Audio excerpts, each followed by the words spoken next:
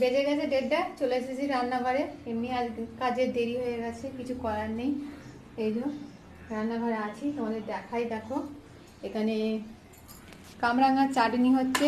এই যে কামরাঙাগুলো খুব টক, তার জন্য কামরাঙা এনেছিল, পেকে যাচ্ছিলো বলে আচার পচে যাবে, ফেলে দেবো, তার জায়গায় আচার করে দিই, ছেলেটা খেয়ে নেবে বা আমারও খেতে ভালো লাগে।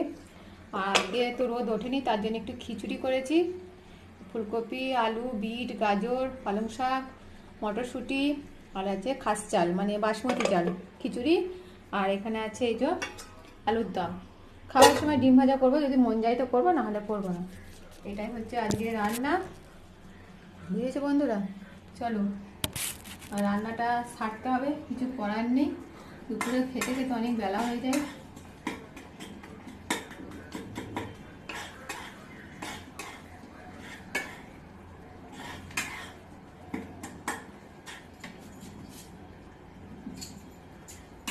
মাঝে মাঝে পুরো পুরো মানে আমার গ্যাসকে খুব ভয় লাগে, মানে কিছু পুড়ে যাচ্ছে নাকি।